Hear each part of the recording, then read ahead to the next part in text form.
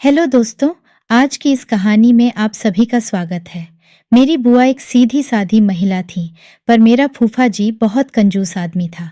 मेरा फूफा जी बहुत ज्यादा शराब पीकर मेरी बुआ के साथ मारपीट किया करता था। एक दिन मैं अचानक उनके घर चला गया। मेरी बुआ बहुत ज्यादा रो रही थी।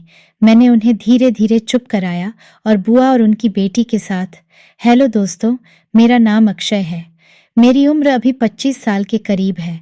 हम लोग एक छोटे से शहर के रहने वाले हैं। मैं अभी अपनी मास्टर की डिग्री की पढ़ाई कर रहा था। मैं पढ़ने में बहुत ही ज्यादा होशियार था, इसलिए भगवान की कृपा से मेरी जॉब एक अच्छी सी कंपनी में लग गई, जिससे कि मुझे अब पैसों की दिक्कत भी नहीं होती थी और मैं अपनी जिंदगी अब अच्छे से जी सकता था। हमारे घर में कुल 5 लोग रहते थे। मेरे पापा और मेरी मम्मी, मेरे साथ साथ मेरे छोटा भाई और 2 बहनें थीं। हमारी कहानी मेरी बुआ और उनकी बेटी की है। मेरी बुआ जी का नाम है उषा और वह हमारे ही शहर में रहती हैं। उनका घर हमारे घर से मात्र 340 किलोमीटर की दूरी पर ही था। मेरी बुआ जी की उम्र अभी 35 साल के करीब थी। मेरी बुआ जी अपने एक छोटे बेटे और फूफा जी के साथ रहा करती थी। मेरी बुआ की एक बेटी भी थी, जिसकी उम्र अभी 22 साल के करीब थी, लेकिन उसके पापा ने कम उम्र में ही उसकी शादी करवा दी थी, जिस वजह से वह अपने घर अपने ससुराल चली गई थी और कभी कभी वह यहाँ भी आया जाया करती थी। मैं बुआ के साथ बहुत ही प्यार से बातें किया करता था और उनके साथ मस्ती करने का भी सपना देखा करता था, लेकिन मुझे नहीं पता था कि मुझे बुआ के साथ उनकी बेटी भी मिल जाएगी।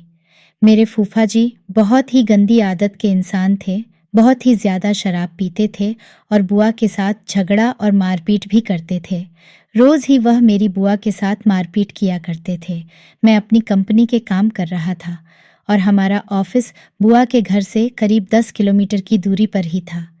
आप तो जानते ही कि प्राइवेट कंपनी में काम कितना होता है, तो काम कुछ ज्यादा ही था, जिस वजह से काम खत्म करने में मुझे ज्यादा समय लग जाता और मैं लेट हो जाता। तो मैंने सोचा कि अब मैं यहीं पर पास में ही बुआ जी के घर पर रुक जाता हूँ, क्योंकि मेरे घर जाने का रास्ता रात में ठीक नहीं था। वहाँ पर बहुत ज्यादा चोरियां होती थीं, इसलिए मैं अपनी बुआ जी के घर जाने का निर्णय किया कि आज बुआ जी के घर पर ही रुक जाता हूँ, क्योंकि अगले दिन भी संडे था तो ऑफिस बंद ही रहने वाली थी। फिर मैंने अपनी बाइक उठाई और चला गया। मैं अपनी बुआ जी के घर काफी दिन बाद जा रहा था, तो मैं भी बहुत खुश था। करीब 1520 मिनट के बाद मैं अपनी बुआ जी के घर पहुंच गया, क्योंकि मैंने आपसे बताया था कि ऑफिस से बुआ जी का घर ज्यादा दूर भी नहीं था। मैंने घर के अंदर देखा, उधर मैंने जो देखा वह देखकर मेरी आंखें खुली की खुली रह गई।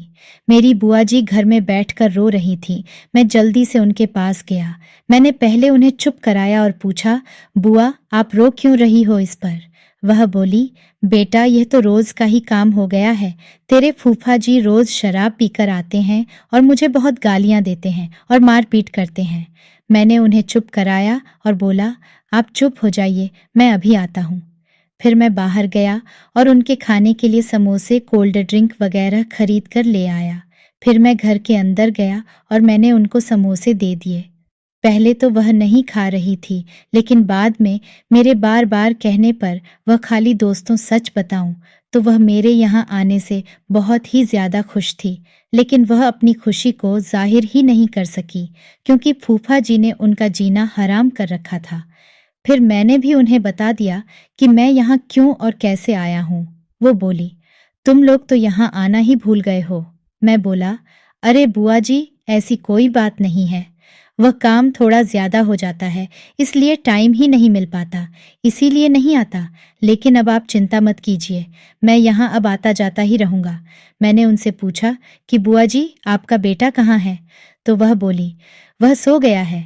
फिर मैंने उन्हें कहा, ठीक है बुआ जी, कल सुबह बात करते हैं।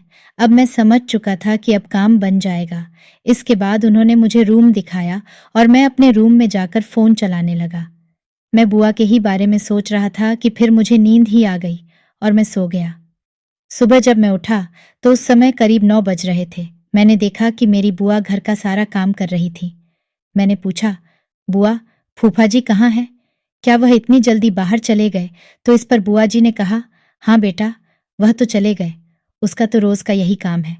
अपने दोस्तों के साथ गया होगा और आएगा तो झगड़ा करेगा। फिर मैंने कहा कि बुआ जी आपका लड़का कहाँ गया? तो उन्होंने कहा कि वह तो पढ़ने चला गया है। फिर मैं भी मुंह धोने चला गया। उसके बाद उन्होंने मेरे लिए और अपने लिए अच्छा सा नाश्ता लाई और हम दोनों ने साथ में ही नाश्ता कर लिया। उन्होंने मुझे बताया कि आज उनकी बेटी भी अपने ससुराल से यहाँ आने वाली है। मैंने कहा, बुआ जी आप इस घर में कैसे रह रही हो? आपको इन्हें तलाक क्यों नहीं दे देती?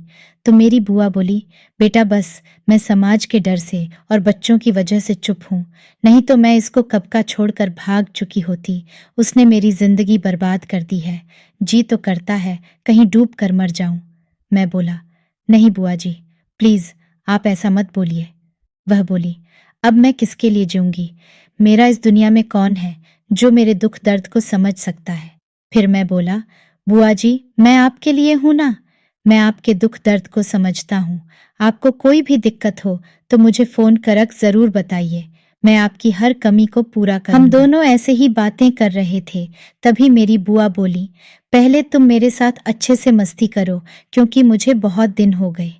किसी से मस्ती ही नहीं की, किसी से बैठकर प्यार ही नहीं किया। फिर मैंने भी बुआ जी के साथ मस्ती करनी शुरू कर दी। मेरी बुआ बहुत ही ज्यादा खुश थी। फिर आधे घंटे के बाद मैं बाहर चला गया और बुआ जी खाना बनाने लगी। उसके बाद जब मैं बाहर से आया तो देखा कि बुआ ने खाना बना दिया था और उनकी बेटी भी आ गई थी। उसने मुझसे हालचाल पूछा और पूछा कि तुम क्या करते हो? हम दोनों ने खूब बातें भी की। मेरी बुआ और उनकी बेटी तीनों एक साथ ही बैठकर खाना खा लिए। मेरी बुआ पहले से ही बहुत ज्यादा खुश थे। फिर धीरे धीरे 1 घंटा बीत गया और मैं अपने कमरे में सोया हुआ था। तभी मेरे पास मेरी बुआ आई और उन्होंने मुझसे ऐसी बात कही जिसे सुनकर मैं चौंक गया। दोस्तों, उन्होंने कहा, बेटा चलो मैं मेरी बेटी और तुम तीनों मिलकर एक साथ मस्ती करते हैं। मैं बोला, सच में बुआ? तो वह बोली, हाँ मैं बिल्कुल सही बोल रही हूँ। फिर क्या था, मैंने भी उन दोनों के साथ बहुत सारी मस्ती की। अब मुझे बहुत ही ज्यादा खुशी थी और मेरी बुआ जी की बेटी भी अब बहुत ज्यादा खुश थी। इसी तरह से धीरे धीरे दिन बीतने लगे और मैं हर संडे को अपनी बुआ जी के घर जाने लगा और उनकी हर समस्या को खत्म कर देता, जिससे वे बहुत ही ज्यादा खुश रहने लगी थी। और इसी बीच मेरे फूफा जी का एक्सीडेंट हो गया तो उन्होंने भी शराब पीना छोड़ दिया था। मैं कभी कभी बुआ जी की बेटी के यहाँ भी चला जाता हूँ। इस तरह से मेरी जिंदगी खुशी खुशी चल रही है।